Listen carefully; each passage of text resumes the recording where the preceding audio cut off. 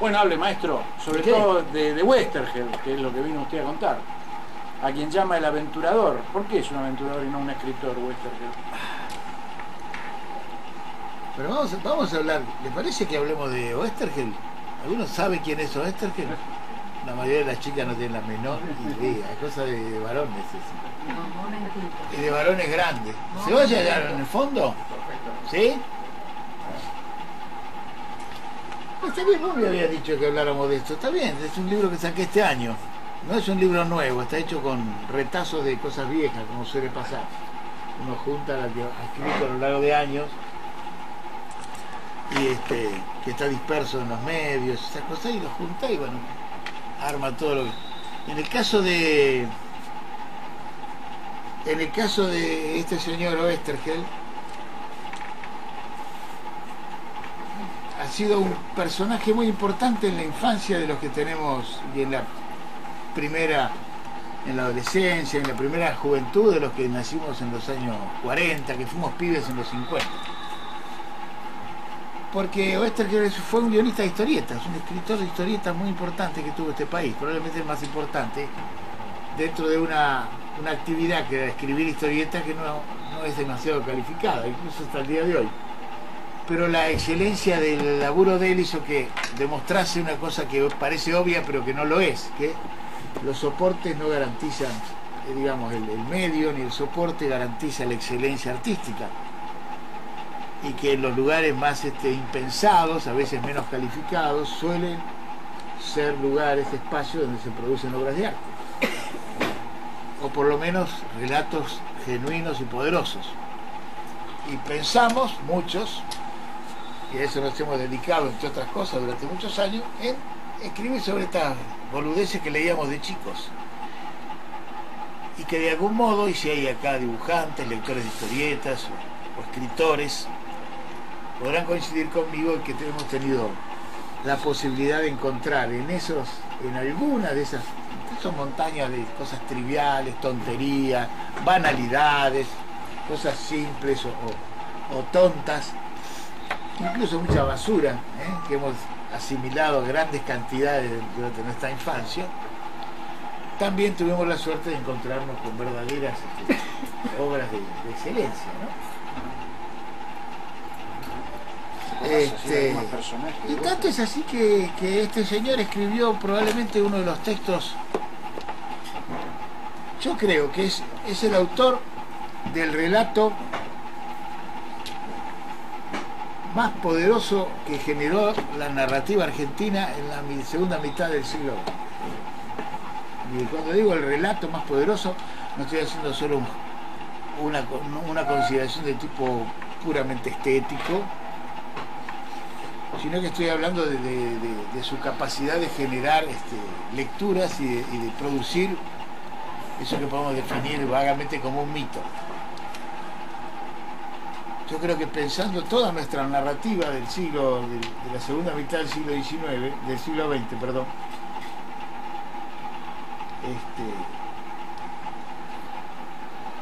estoy pensando en nuestras novelas, nuestros cuentos, nuestras películas, nuestra televisión, todos los relatos que han circulado, radio.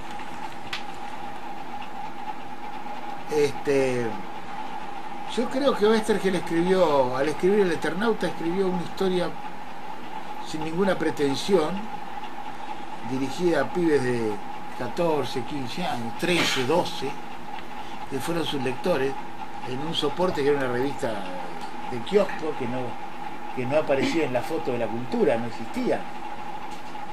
Y ese relato, producido entre el año 57 y 59 como folletín, y reunido después en un libro de 300 y pico páginas, recién en los años 70, es decir, prácticamente 20 años después, fue releído, por su capacidad de generar cosas. Después podemos charlar de eso, no sé yo. Ahí lo tienen a Kirchner disfrazado de Eternauta en las paredes, sí. Cosas de locos, una cosa realmente de locos. A mí me parece que este autor, este hombre que eligió esa forma de intelectual, produjo un relato impresionante, produjo un relato que habla de cosas que en general no están en otros relatos. Es muy raro, eso es muy raro. Porque si uno, imagínense, El Eternauta se publicó entre el año 57 y 59. Eso históricamente es la transición de la Libertadora a Frondizi, ¿no? Las elecciones del 58. Frondizi y la decadencia de Frondizi, la vuelta a la represión, el plan Conintes, en fin, esa pequeña primavera de expectativa que provoca el desarrollismo en la política argentina, pero también las revistas donde publicaba Oestergel, lo que él inventó en el año 57, son resultados de esa primavera cultural inmediatamente después de la caída del régimen, ¿no es cierto? Teniendo en cuenta que veníamos de un periodo en el cual gran parte de los sectores intelectuales y creativos se habían sentido con mayor o menor razón oprimidos por una situación cultural en la cual no se sentían cómodos. Entonces hay una expansión de las posibilidades. La aparición de la revista Tía Vicenta, por ejemplo, la aparición de estas revistas, responden ese clima de efervescencia propio de un momento en que se supone que se vienen tiempos mejores. Pero esos tiempos mejores tienen otros mensajes también. Hora cero, la revista de Exactamente, así se llamaba. Yo les voy a leer un pequeño textito y después vamos a charlar. El texto se llama... No voy a hacer plomo, voy a tratar de no serlo. Y el dibujo era de Solano López. El dibujo era de Solano López. Después hay una versión de Brescia que salió en Gente. Ah, bien, claro. Que fue censurada. Exactamente, en el año 69-70. Le voy a leer un textito que se llama precisamente El Aventurador.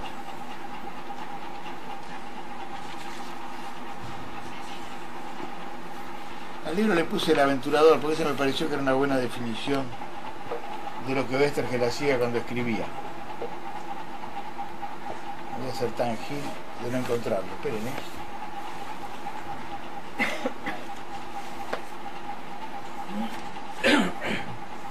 Prefiero no hacer una introducción histórica para meterme con la explicación para todos de quién era, sino un poco entrar así.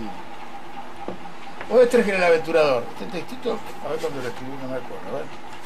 No dice cuándo lo escribí, pero hace rato.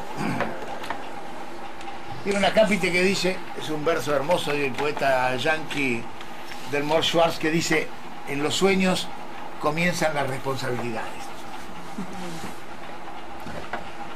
Héctor Oestergel fue un notable contador de aventuras y por sobre todas las cosas un hombre bueno y sensible.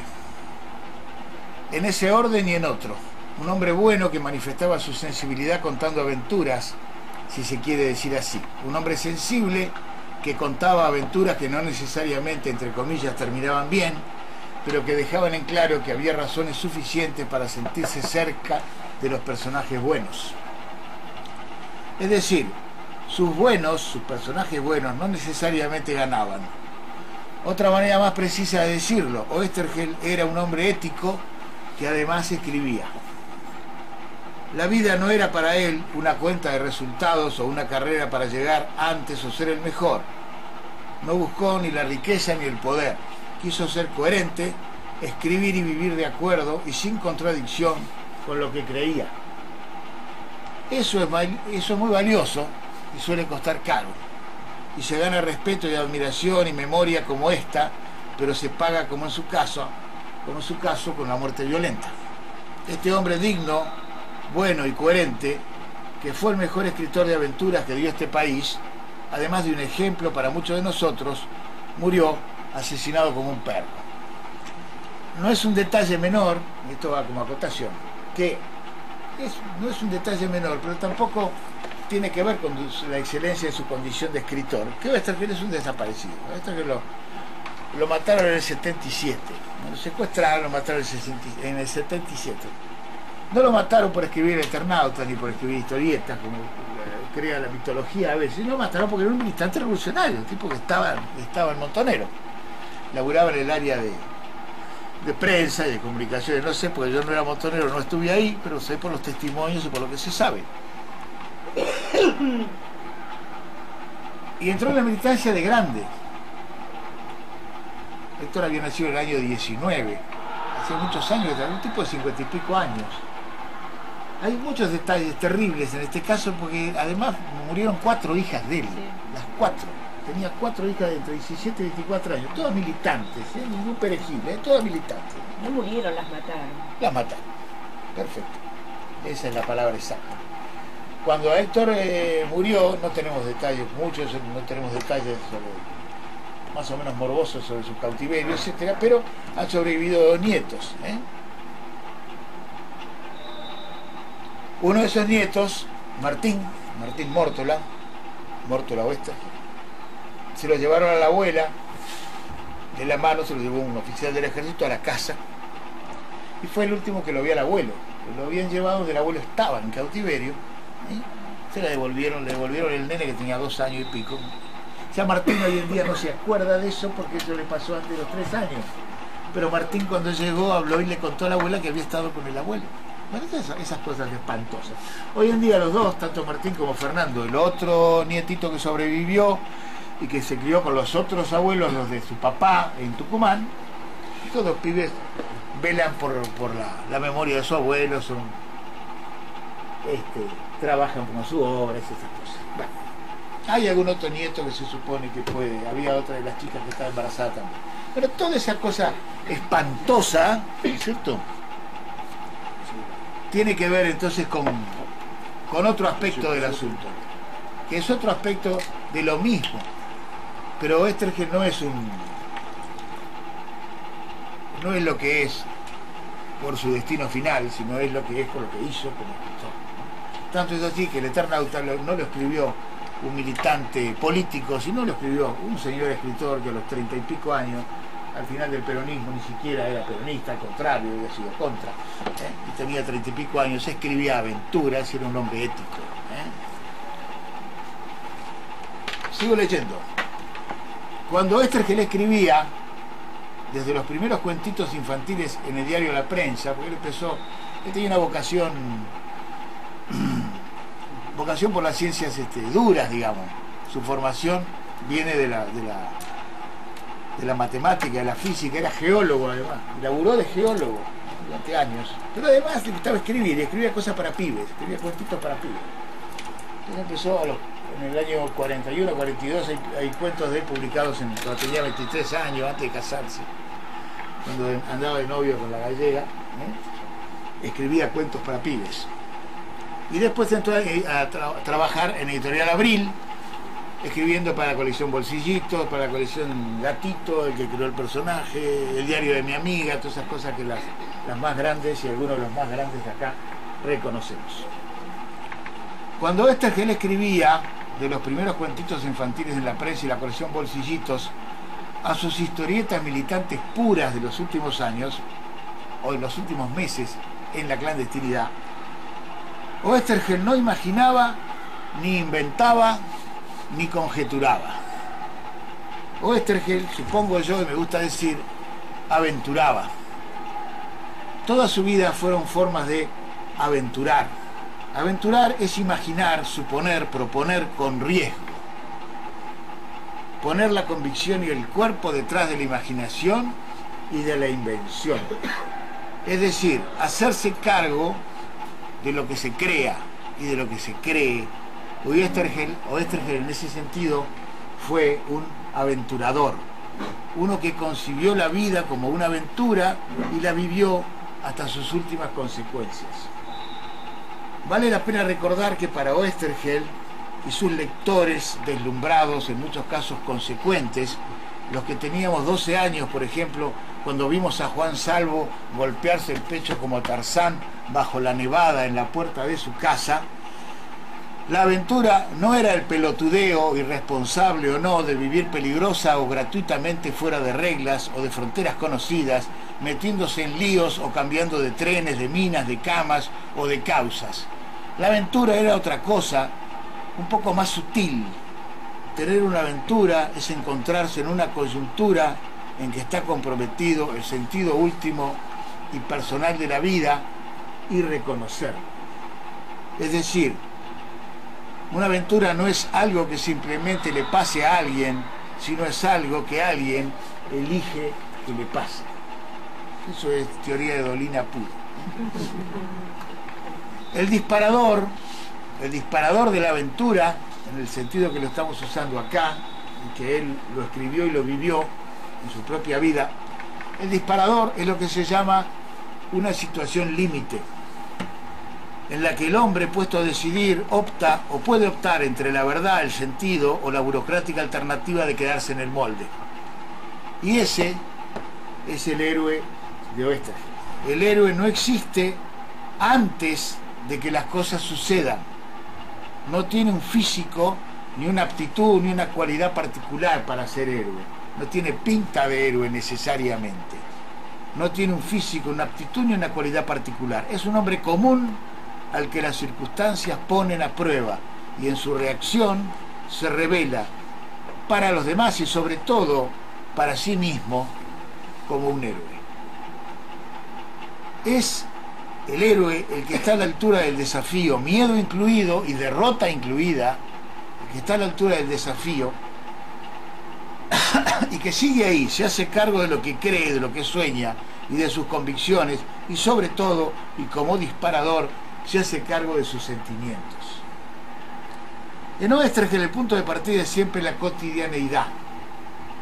La vida común, el hombre o el muchacho común, los afectos, la casa, el trabajo, el oficio, el barrio, la familia, los amigos, la diversión y a veces también la rutina. De ahí sale el tipo, salgo yo, sale él. Y le pasa algo, se encuentra con algo o con alguien y todo se le revela. Se le da vuelta a la vida que se convierte en otra cosa. Ejemplos. El doctor Forbes, un médico que en el oeste iba en una diligencia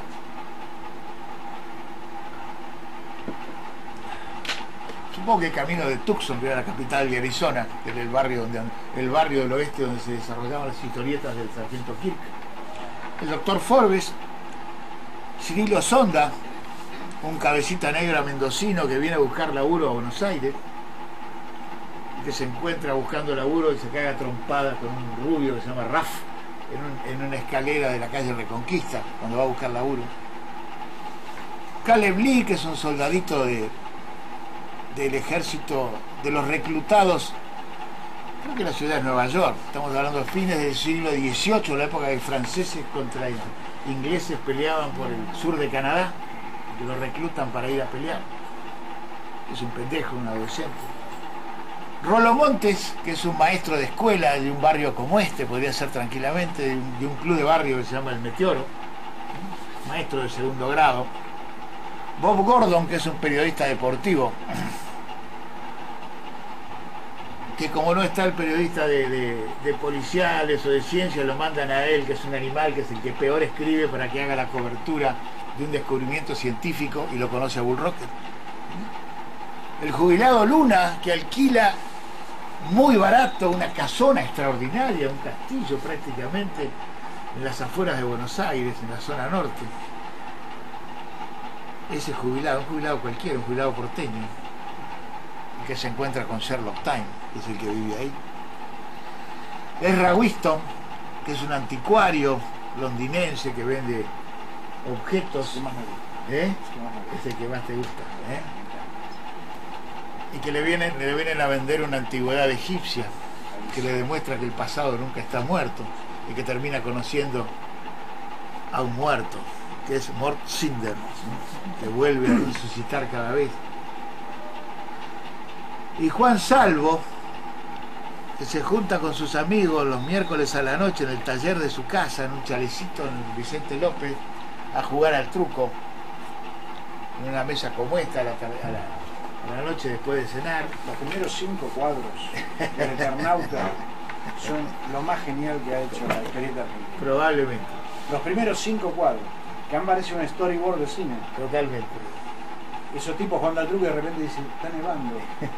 Y ahí se va todo al carajo.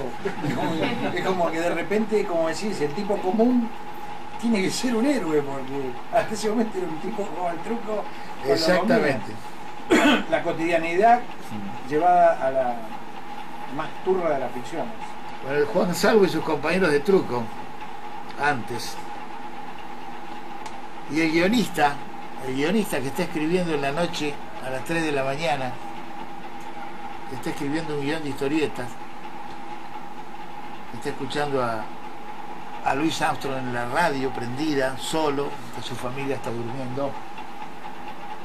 Está escribiendo una historieta que transcurre en una isla tropical y siente crujir la silla delante de él, vacía, y alguien se sienta que viene de él. Ese guionista que no tiene nombre, que es el protagonista, el receptor de la historia del Eternauta, que viene del tiempo y espacio a contarle lo que le pasó. El mismo Ernie Pike, ese narigón corresponsal de guerra, que nosotros los pibes no sabíamos que era un corresponsal. Ese narigón que aparece sentado en un banquito que es casi un cajón de manzana con una máquina de escribir, escribiendo al lado de la trinchera donde pasan los soldados.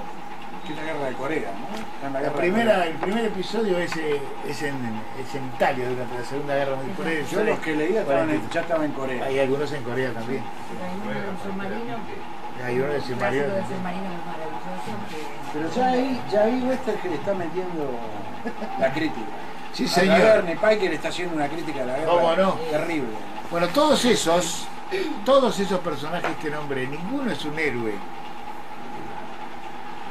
Todos se encuentran con una situación que les cambia la vida. Todos estos que nombré, que vienen de ningún lado, como cualquiera de nosotros, salimos de acá y nos espera la aventura. Pasa algo en nuestra vida. Todos al asumir la realidad nueva se transforman, y en eso consiste la aventura. A veces se encuentran en una circunstancia extrema, que puede ser la guerra o puede ser la invasión extraterrestre. Se pueden encontrar con un hombre excepcional, moralmente ejemplar, con un tipo de una pieza, como el sargento Kirk, o como Bull Rocket, o como el pibe Ticonderoga. O simplemente se pueden encontrar con alguien poseedor de una sabiduría especial, fruto de experiencia más allá de lo humano convencional, como en el caso de Sherlock Time o de Mort Sindel o del Eternauta de la segunda parte. Ese contacto en las historias de Oesterheld es el hecho clave. La parábola de Oesterheld, que pasó de ser una persona a un personaje, hay que tener en cuenta que en el Eternauta 2 él es un personaje ya, es Germán, introducido como militante dentro de la historia. Y nuevamente a persona, indisolublemente ligados, persona y personaje, autor, persona y personaje. La parábola de Oesterheld está mostrada de un modo ejemplar en la evolución del guionista receptor de la historia en el Eternauta. El guionista es, como bien decíamos recién, bueno, este señor que yo tengo acá en la tapa, ¿no? Ese que está sentado escribiendo. Está sentado escribiendo y su primera experiencia es la recepción de una historia. Alguien que le viene a contar algo, ¿no? Acá tienen la secuencia tal cual está. Tal cual empieza. La que me decía él, ¿no? Cruje la silla.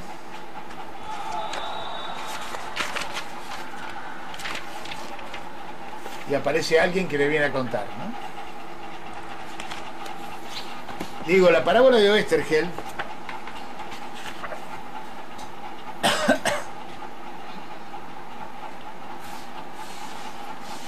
es ejemplar.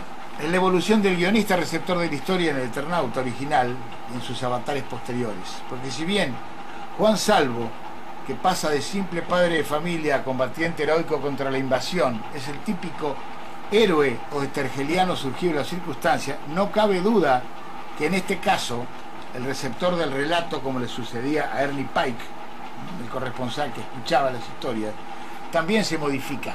Es decir, que a quien recibe las historias no es de palo, no solo le pasa, una de las cosas que le pasa es enterarse, no solo le pasa a él, sino que se entera de lo que le pasa al otro. El guionista narrador deberá contar lo que le contaron como única manera de tratar de evitarlo. Es ejemplar el final del Eternauta. ¿Cómo termina el Eternauta? ¿Será posible? Dice, ¿cómo carajo pasó lo que va a pasar? Esa es la idea, ¿no? ¿Cómo carajo pasó lo que va a pasar y cómo puedo hacer que no pase lo que todavía no pasó, lo que va a pasar? Entonces, ¿cuál es la respuesta? Lo tengo que contar. Es decir, la ficción aparece como una forma de conjuro, como una forma... No alcanza el conjuro.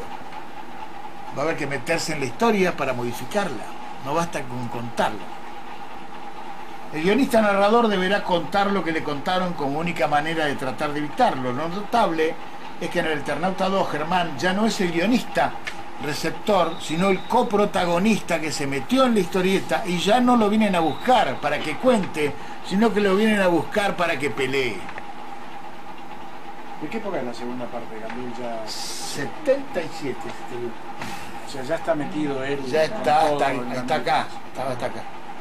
Paradójicamente, penosa o maravillosamente, en el último episodio del Eternauta que se realizó, el Eternauta 13, sin la participación de Oestergel, ya desaparecido por la dictadura, aparece y actúa un personaje que se llama Germán, devenido personaje independiente, aunque ya el autor que figuraba en la tapa no esté más. Es increíble ese destino, ¿no? Al principio Oestergel es el autor de una historieta, luego es un guionista dentro de ella, luego es un personaje dentro de ella que ni siquiera es el guionista, y luego no existe otra cosa que el personaje. Es increíble, eso es muy raro, es un destino muy raro, ¿eh? El aventurador, entonces, había pasado de la historia cotidiana a la historieta y de esta a la historia con mayúscula,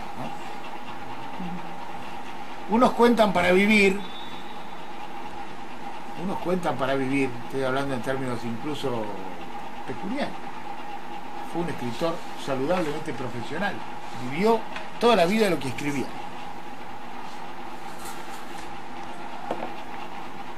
Pero no solo, para vivir no solo en ese sentido.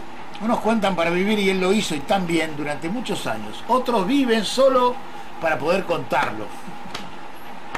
O cuentan después lo que no supieron vivir. Alguien tiene que vivir para contar lo que otros hicieron.